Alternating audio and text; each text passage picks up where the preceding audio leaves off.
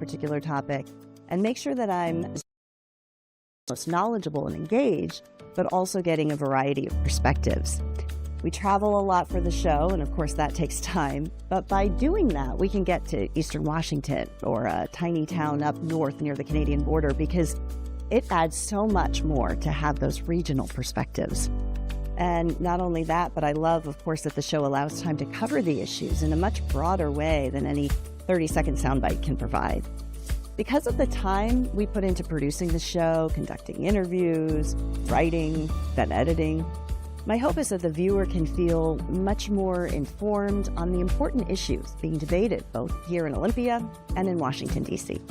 Civics education is really the bedrock of democracy, and I think that the transparency that TVW provides with gavel-to-gavel programming really gives a window into the work that's happening every day in state and local government. And of course, the more we know about how government works, the better informed we can be when we vote on issues or talk to our representatives about the issues that matter to us.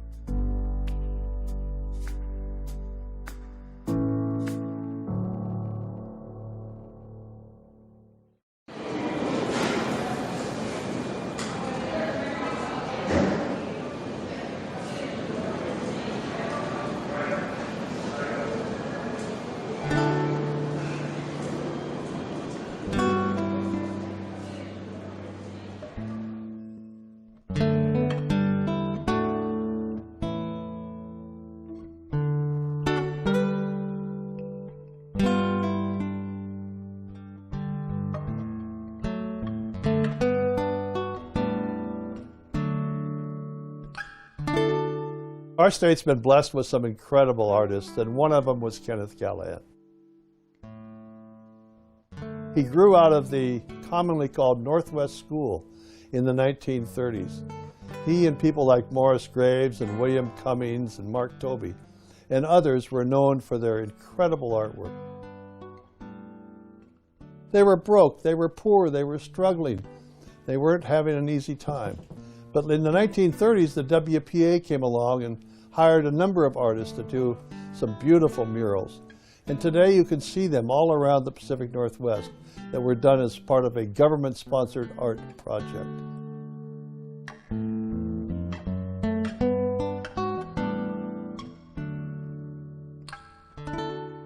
Kenneth Callahan's art changed over the years. He was very involved with the Seattle Art Museum, and then he moved as he retired out to the beach in Long Beach Peninsula. I remember we took our little son George out to see him a couple times, and he would take George by the hand and walk down the beach. And George was only 4 or 5 years old, maybe 6. And Kenneth would explain to him the motions in the sand and the motions in the sky and how they were similar. And my wife and I prayed that George would remember this someday, and I think he has. It was a life-changing experience in so many ways, an appreciation of art by this incredible man. When the Marine Hospital was built in Seattle, they wanted an artist to do the murals in the lobby. And they hired in a WPA project, Kenneth Callahan.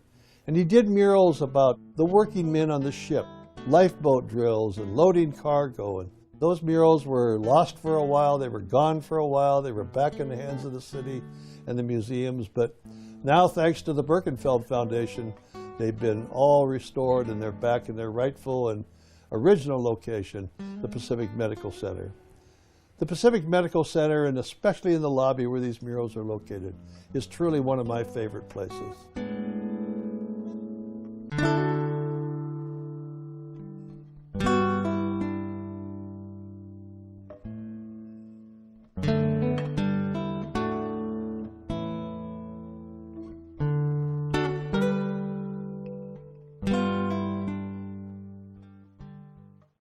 The transmission lines are the highway system for our electricity, and now we need to get back into the building mode.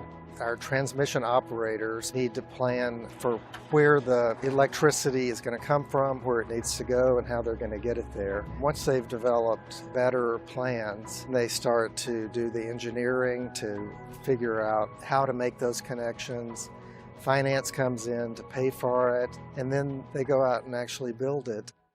For a long time in this region, energy efficiency, using less, has been a key resource to meeting future load growth. It's been less because of the policies, but more the prices of some of these renewable technologies have come down so much that they're cost competitive. The Council's current power plan is definitely the first time we started to see a big shift. We were building renewables to meet policies more so than to meet loads. And it was the first time that we were really feeling limited on other resources that we could build.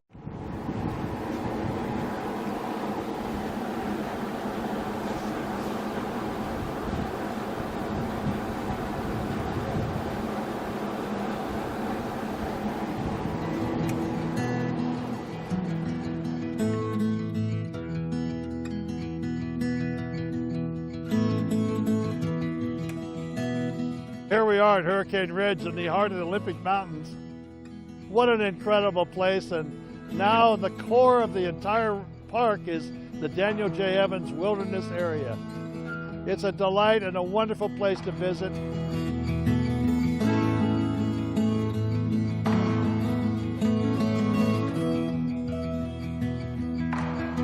When I was a kid from Bainbridge Island, I was a leader in our ski club. Bainbridge Island was almost all strawberries in those days, and so our symbol was the strawberry on skis. We came here and skied nearly every weekend.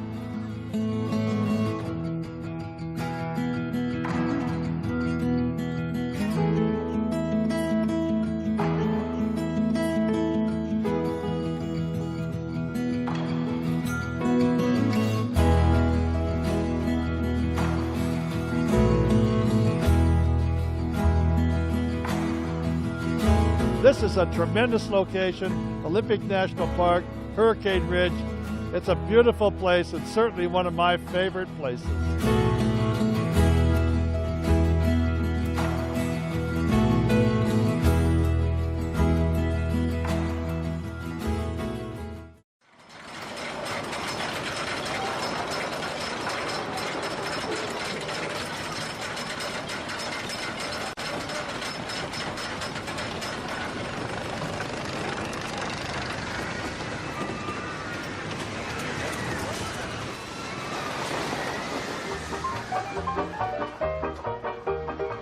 When you go to the State Fair in Puyallup, two things are on your mind.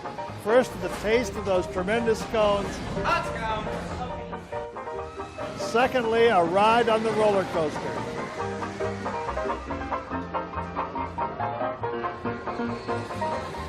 This beautiful old coaster, built in the 1930s, now rebuilt a couple of times, it's still just as exciting and just as fun.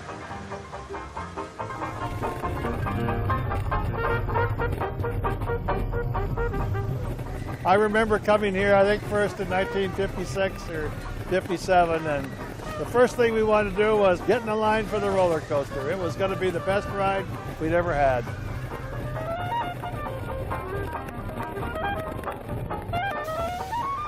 There's nothing like the roller coaster. I've been doing it since the 1950s. The roller coaster is one of my favorite places.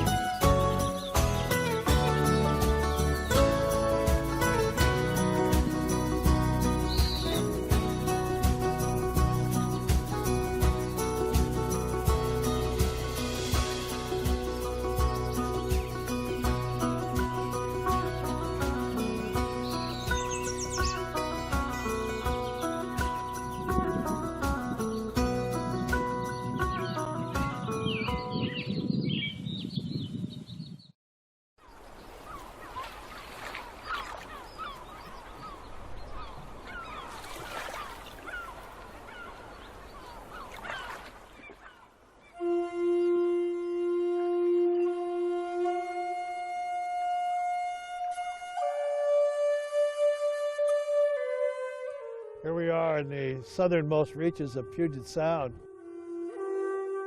Native Americans lived on this beach for thousands of years, and there's lots of evidence of that. Broken fire-cracked rock, Olympia oyster shells, clam shells, shell middens. It's all here as evidence today.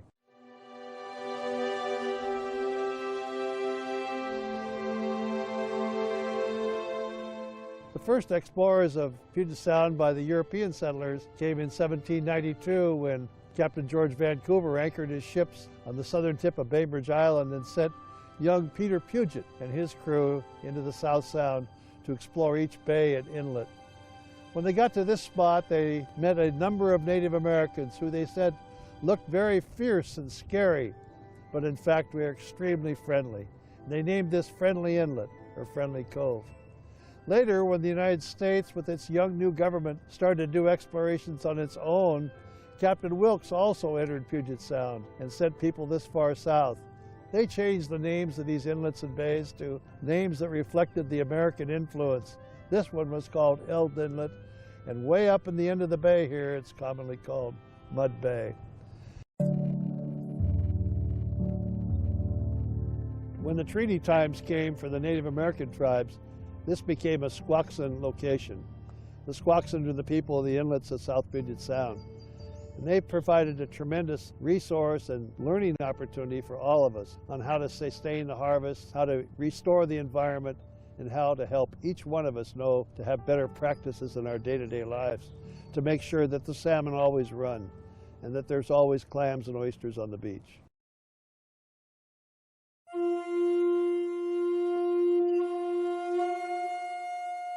On this location, the Squaxin Island tribe, as well as the South Puget Sound Community College, had an archaeology dig for more than 10 years. They discovered amazing things on the beach. Some of it was down on the wet side of the beach, some of it was just above in the cooking locations. They found it was fish net, that the Indians did have net that they made from cedar bark. They found beautiful baskets. They found many, many cooking tools and even toys that the Native Americans had for their children to play with. The Native Americans would dig clams, they would smoke them, and they'd put them on skewers. And they would carry them on their back all the way to Slilo Falls, or where Bonnie... Thanks everybody for being here today. Before we get started, I want to run through the speaking order. So we're going to start with Governor Bob Ferguson, followed by Senator Maria Cantwell, then King County Executive Herbai Zahalai. Next, you'll hear from Tukwila Mayor Thomas McLeod, followed by Emergency Management Director Robert Gazelle, finally WashDOT Northwest Region Administrator Brian Neilbeck. And now Governor Bob Ferguson. Thank you all so much for being here. We appreciate it. And thanks to everybody standing behind me and the many thousands of Washingtonians, first responders, and neighbors who are helping out Washingtonians who are facing an extraordinarily and really historic challenges all across our state in numerous counties. We just deeply appreciate all the tremendous work. We were chatting in there in a briefing we just had with King County officials how we have a lot of folks who are first responders. I ran them up in Mount Vernon yesterday who not only are doing this work to help others, but then going to their homes later on, often late in the day or in the middle of the night, to take care of their situation at home, which is facing their own personal challenges. So there are many folks making tremendous sacrifice, and we want to thank each and every one of them for the work they're doing. I'm going to be relatively brief in my comments, but I will start with an update on the call I received from Secretary Noem earlier today. I deeply appreciated her phone call, obviously. Deeply appreciated the granting of the emergency declaration that the state of Washington has requested to help address the real crisis that we're facing. What I would say about that call was I think it's exactly the kind of call that people say Washington or American people would want between a cabinet member and a governor when there's a crisis like this. It's gracious. She asked how we were doing here in Washington State. I just deeply appreciate the call and their support. The emergency declaration in a nutshell, as I continue over just to make sure we're clear, helps us navigate the emergency work that's going on right now. Rescuing individuals, for example, clearing debris from highways. A separate conversation will come when we go back to the federal government, obviously, for assistance in the undoubtedly very significant financial resources we will need as we dig out from this major event. That's a separate request that we make to the federal government. Now's not the time for that. We're very focused on what's right in front of us. We just want to make sure we're clear about what this emergency declaration means. It helps us get through the short term, but there will be a separate conversation, and I obviously preview that for the Secretary, that this was going to be very, very significant for the state of Washington. I also want to say a special thank you to our entire congressional delegation. All signed a letter requesting that the President sign that emergency declaration. Individuals like Senator Campbell were making phone calls to their extensive contacts within the White House and the administration. This has been a bipartisan effort to request and to get this emergency declaration. So I just deeply appreciate the bipartisan work at the federal and local level from many voices to make this request and to make the case. Making this case was extremely important to the state of Washington. Literally, we communicate essentially a letter to the federal government. That was 48 hours ago. I was sitting next to General Welsh and others down at Camp Murray, literally drafting that, editing that document to make sure it said exactly what I wanted to say to the federal government so they understood the gravity of the situation we were facing. And once again, I just want to say we deeply, deeply appreciate the support of this federal government at a time of real need here in Washington state. We're also deeply appreciative, and obviously information is preliminary. Reports are coming in real time, to put it very mildly, but for the past 48 hours, 2 to 3 days, there have been no reported loss of life at this time. I want to emphasize, of course, information is very fluid, the situation is very dynamic, but we're exceedingly grateful and thankful that our prayers have been answered. At this time, no loss of life has occurred. The situation is truly historic. Rivers like the Skagit River and Cedar Rivers literally experiencing historic levels of flooding. And so this is something that the people of the state of Washington have not faced before, this level of flooding. And so we encourage, of course, individuals to follow the orders from their local officials when it comes to evacuation orders. It's deeply important, not just for those individuals and their safety, but for the safety of first responders who are coming to rescue individuals who do not follow those evacuation orders. Thank you for putting in through your media streams, examples of the rescues that have happened, which are, to put it mildly, very, very dramatic, and obviously put first responders at tremendous risk to save people from their cars or from their homes. So please, please follow those orders from your local officials who know the situation on the ground. And just before I turn this over to Senator Cantwell, I'll just emphasize again, the situation is extremely unpredictable. We saw that in Burlington last night, where there was a situation where literally in the middle of the night, about 1,000 folks had to flee their homes in a really dire situation. It is very unpredictable. We are all doing the very best we can to provide the best information, but we want people to know it is very unpredictable. Lastly, I'll just say that, and we just came from this briefing with King County officials. We appreciate the mayor hosting us with the city, and what I'm seeing in every conversation I'm having for these past several days is strong cooperation, and that's probably an understatement, but strong cooperation at every level of government, with local officials, with tribes, with individuals, with community organizations. Every time I ask somebody, and I ask this all the time, is there anything else you need? The answer I get is no, we're getting everything we need. We'll let you know if we need more. And that's exactly the answer, obviously, that I as governor want to hear, but that only happens, I only get that answer, I'm mindful of this, if that level of cooperation is happening on a very deep level, and we are seeing that, and we're going to continue doing that to make sure that Washingtons are as safe as possible. So again, thank you all for being here. I'm going to turn now to Senator Maria Cantwell. Senator. Well, thank you, Governor. Thank you for your tremendous leadership in this very big emergency in the state of Washington.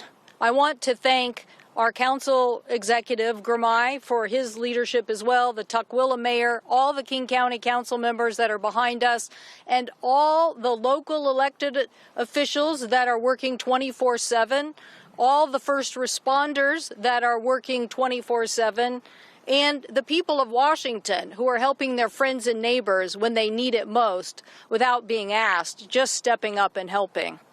We know that we have had these 16 counties around the state see unbelievable impacts from what is supposed to be a 100-year event, but it hasn't been 100 years since the last time we had this.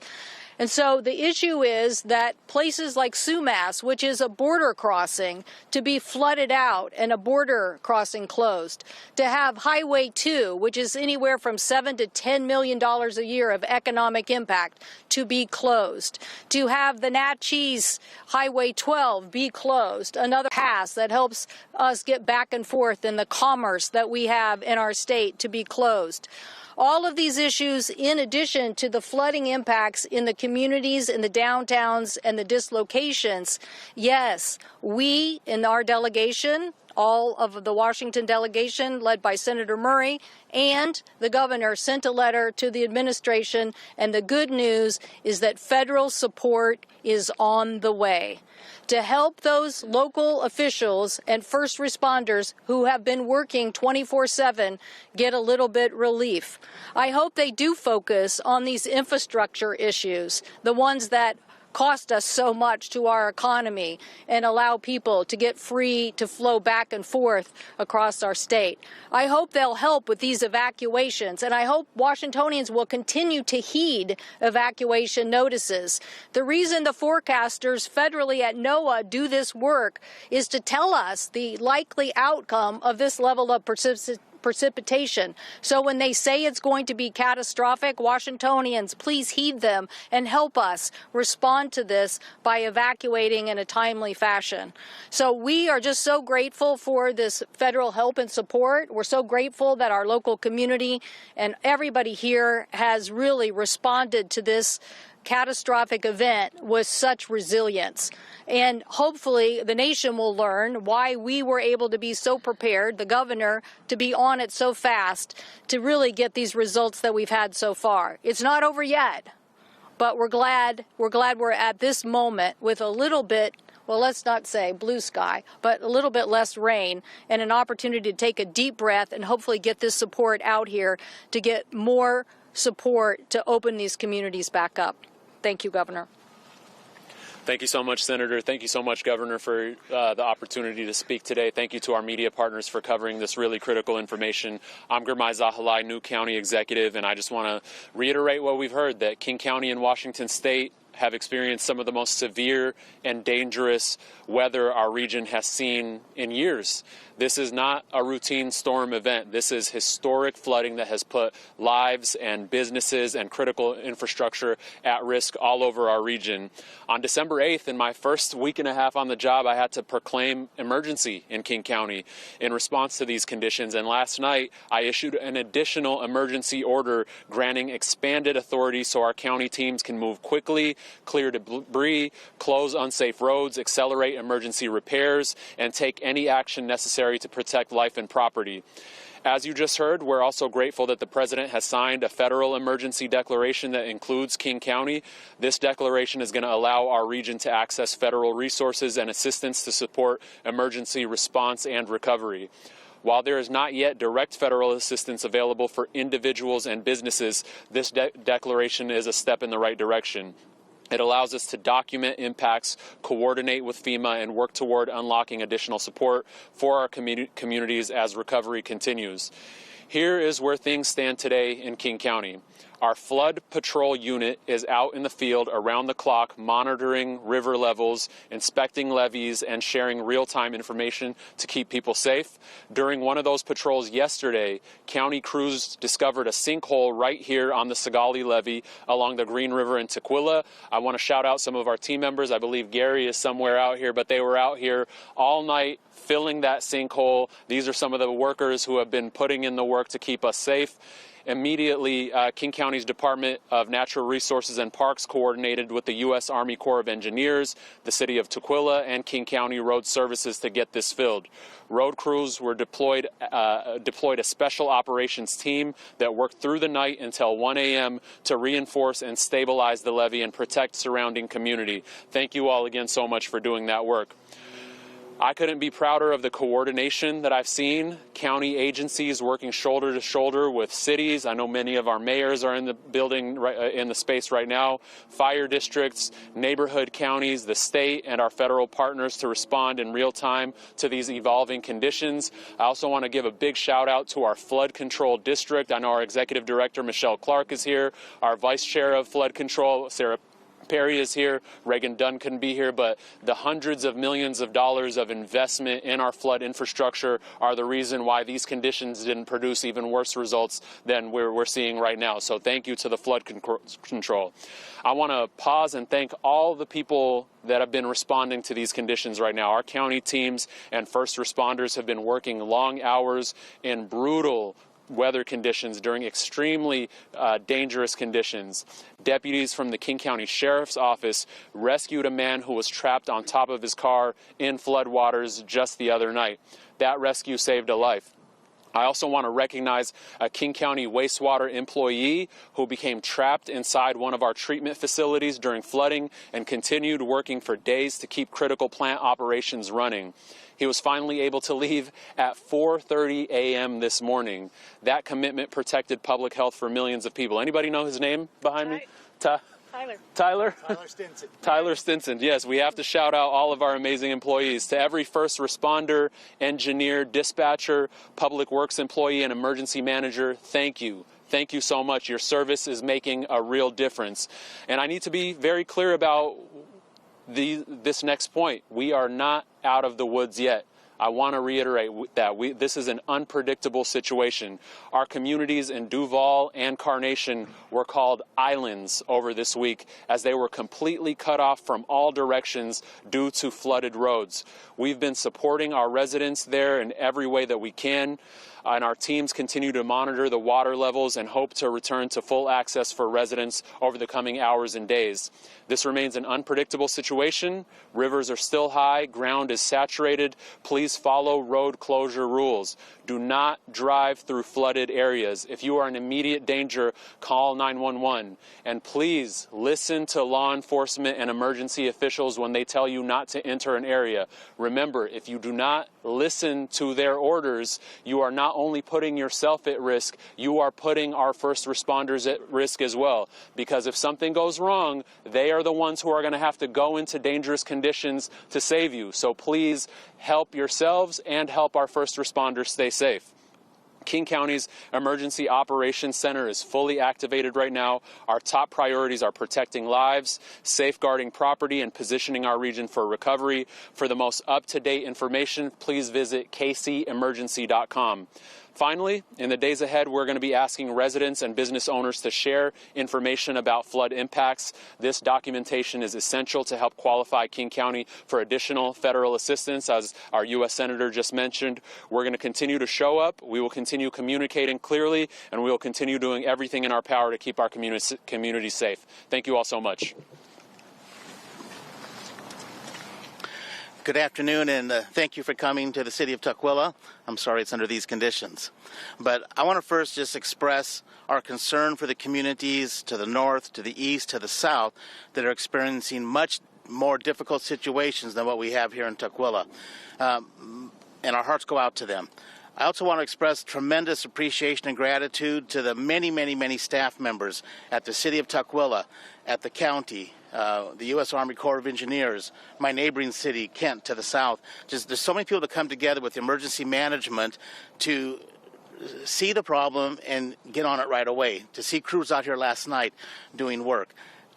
We've avoided some disaster, but there's still much more to do. I can't imagine what would have happened had the levee not held, but there was a quick ability to see the problem quickly and to fix it quickly. That comes with investments in the levee system. And so here in Tukwila, we are grateful, we are appreciative. There's more to do, there's more investments to make in this levee system, but I want to just today express the appreciation for everyone that's been working through the night, through the week here, and we are grateful here in Tukwila. Good afternoon, everyone. I'm Robert Ezell, Director of State Emergency Management, and I just want to give you a quick overview of what we're seeing across the state. We've had two very significant storms roll through our state, dumping large amounts of water. We've had two waves of flooding. Last night, we saw all but one of our rivers crest, several of them reaching maximum flood stage, and we have one more on the east side of the state that will crest sometime tomorrow. We've seen coming up that it's going to take a while for the floodwaters to recede. There's a lot of water that fell in the mountains, and it's going to take its time to work through the river drainages. So they're not going to drop quickly, and so we need to keep our eyes on what's going on in the situation that we're experiencing. And then coming up, we see more weather coming early next week, which is going to cause rivers to rise again. Most are not going to raise to the level that we've been seeing. Most are going to stay in the minor flood stage, but we're going to see a handful rise up to perhaps a moderate flood stage, and the Skagit River could rise again to major flood stage close to what we saw going through Burlington and Mount Vernon this morning. And so the situation remains very fluid. It's dangerous, and again, as everyone going before me has encouraged, please heed the warnings of first responders and keep yourself safe. In the State Emergency Operations Center, we've got folks from across state agencies. We have our federal partners from FEMA, from the Army Corps of Engineers. We have voluntary agencies, Red Cross, all partnering together to provide assistance to our local partners. And so it's been an all hands on deck, 24/7 operation to provide help to the counties and the cities that need it. And so with that, again, I just plea for everybody to heed the warnings, to be safe out there, because this situation is not over and is not going to be over yet for a number of days. Thank you. There you are. I'll find a way to let you through. I thought Commander Welsh was coming up. Hi, I'm Brian Nielsen. I'm with the Washington Department of Transportation. Just wanted to give an update on what's going on around. What our crew's doing, both WashDOT's crews and our local partner crews, they're out on the roads and the byways. They're inspecting conditions, monitoring conditions, and addressing issues as they find them, clearing drains, clearing culverts. They're monitoring water depths on roadways. They're closing roads when necessary. If you see a road closed sign, it's closed for a reason. Either roads washed out or there's too much water on the road to cross safely. So please heed those road closed signs when you see them. Across the state, throughout the day today, there's been around 20 state highways closed across 11 of our 39 counties. That number of 20 is variable. We've been opening roads as we've been able to, but we've also been having to close additional roads as we've identified washouts and landslides and the like. This is a dynamic situation, as I said. Roads are opening and closing. The river levels are still high. Roads are washing out. Again, heed those road closure signs when you see them. There's a reason for that. What can the public do? Stay informed. Plan ahead and stay informed. You can use the WashDOT travel map. WashDOT's on social media and a number of platforms, and our free mobile app. Use those resources to know what conditions are before you leave and monitor those conditions as you travel. Standing water is a real hazard. As little as 6 inches of water can cause your cars to stall, and then you're stuck in the middle of some place you don't want to be. As little as a foot of water will cause many cars to float, and you'll completely lose control of the situation. So if you can't see the road, don't attempt to cross. There might not even be a road there anymore.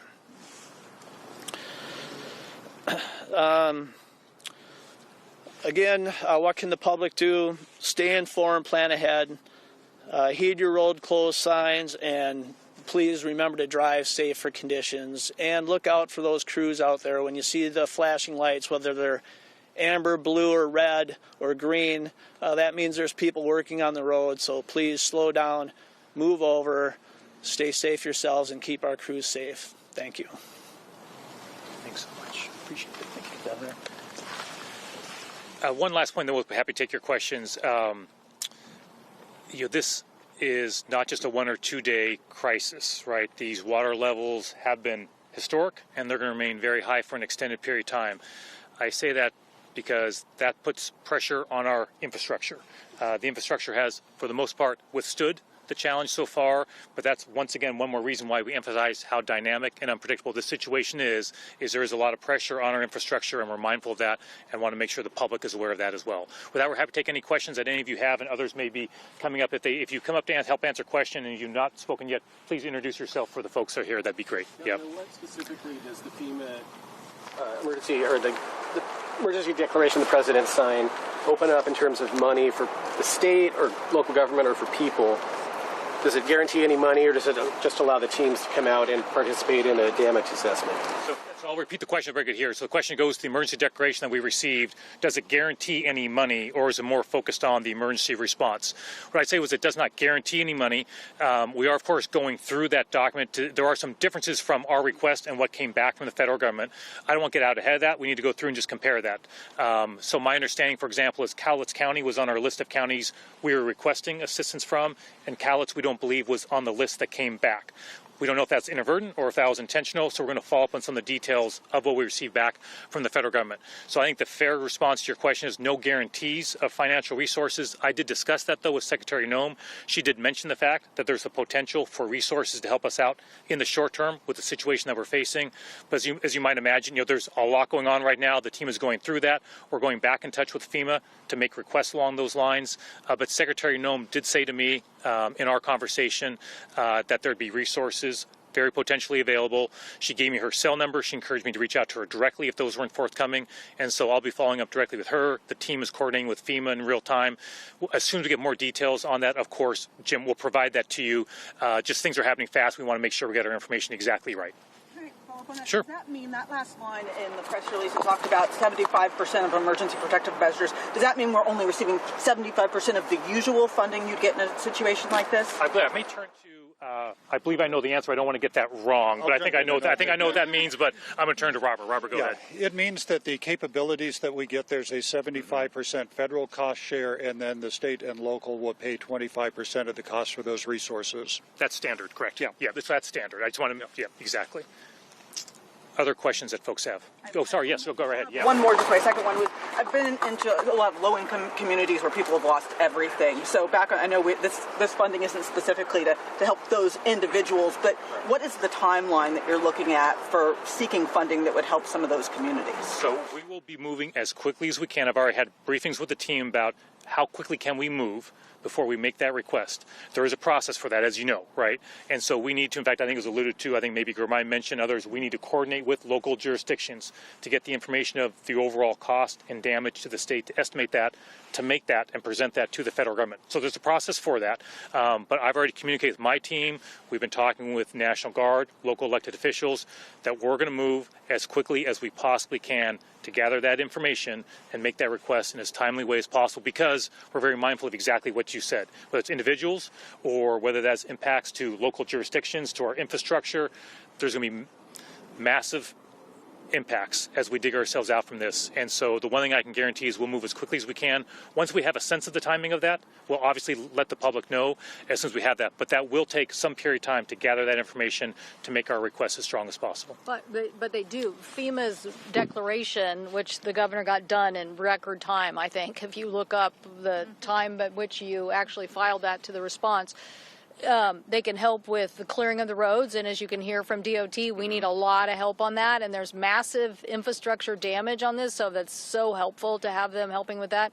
They can help with evacuations, and they can help with shelters, to your last point. They can help with shelters. So this is an emergency declaration. You will then ask for a disaster declaration later, and that disaster declaration is when you could get individual support. Thank you, Senator. Anything else we missed on that? Wonderful. Thank you. Yeah, Jake, yeah. An estimate of how many people have been rescued and the total evacuated? I'll repeat the question so folks can hear it, and I'll turn to others. We've been talking about that. So the question is, do we have a sense of how many folks have been rescued? So that was a question that I asked in the briefing earlier. So I think we have folks from King County who can speak to a sense. It's not a precise number, but a sense of that. And I'll see if Robert or others can speak if we have a number statewide. Just before folks come up, obviously, we're getting reports. We're trying to accumulate that as quickly as we can. I just want to say any number we give you, it's preliminary, and we appreciate you understanding that we're moving as quickly as we can to get that information. We had on the council. Yep, there you are. Yep. Sure. Thank you, Governor. Brendan McCluskey, I'm the Director of Emergency Management for King County.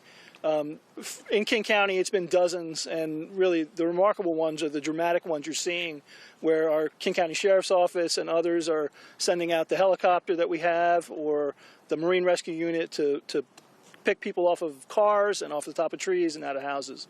So dozens rescued, many dramatic ones. Is there anything we can say in terms of a statewide sense? I know it's not precise. We don't have a number.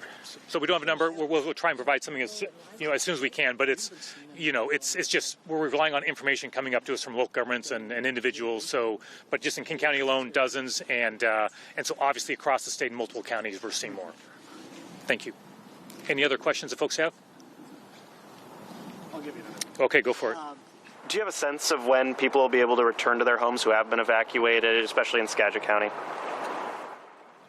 So the question goes to, do we have a sense of when individuals can return to their homes, for example, in Skagit County? I don't believe we have that information. So go ahead, Robert, if you want to add.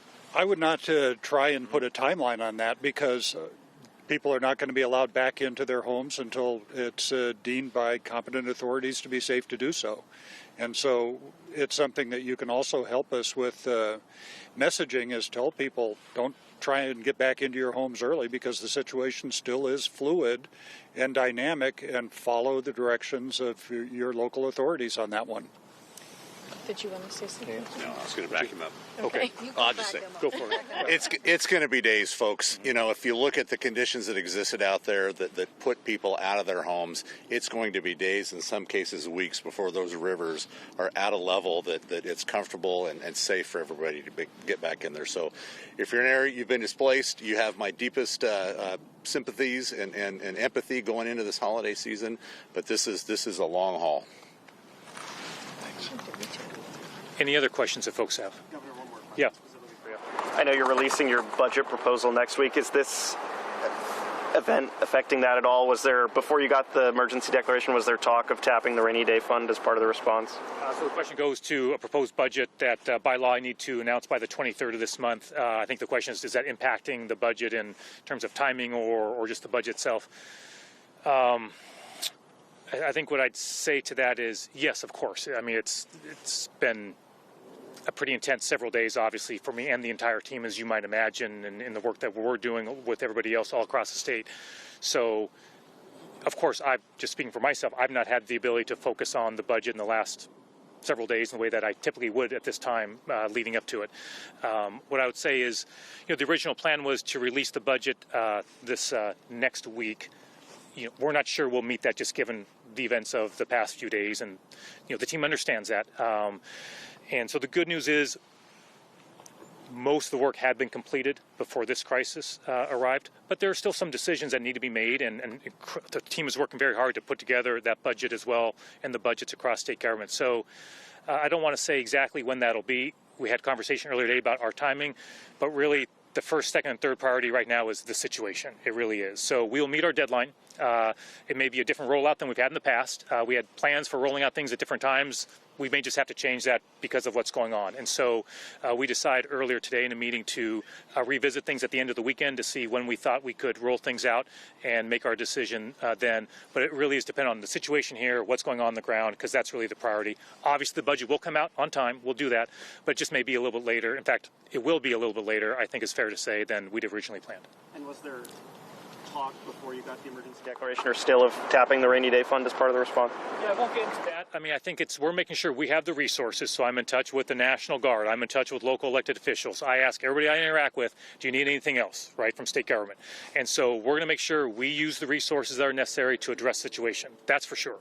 Obviously, we have a budget challenge, but we're going to make sure folks have the resources that they need right now. Yeah, Jim, yeah. In the past, the state has had some issues with the Trump administration on bomb cyclone aid, for example, which, I think there was maybe an emergency declaration there, but then the public assistance that the state asked for didn't follow. Can you give us any insight into the dynamic now? Obviously, you got this initial declaration signed. Sure. Do you view that as a positive sign that things will go different this time? Do you think that you will have a conversation with the president or anybody else beyond Kristi Noem, or how do you see that proceeding? Sure. Senator Biom, after I share a few thoughts, feel free to add any thoughts you have. I think you had multiple questions, sorry, Jim, I don't get to them all, but remind me if I miss one. So I think your overall question is, how do I see things moving forward with the federal government? And so I think what I would say is I'm not focused on the past. I've expressed my thoughts about that. Right now, I think is a time that's extremely important, that I as governor and everybody who's standing here with me and others across the state is a time of important to be extremely united with the crisis we're facing. And that's why I was so thankful that every member of our congressional delegation, for example, signed that letter to get out there.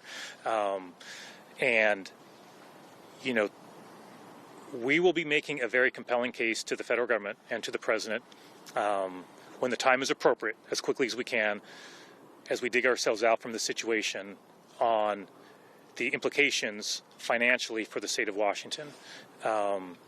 And I'll be doing everything in my power, working with our partners to make sure we make that case. I think you asked about President Trump. Will I be speaking to the president? I mentioned Secretary Noem. You know, I welcome a conversation with the president to say thank you for granting this, but also to make additional requests when the time is right.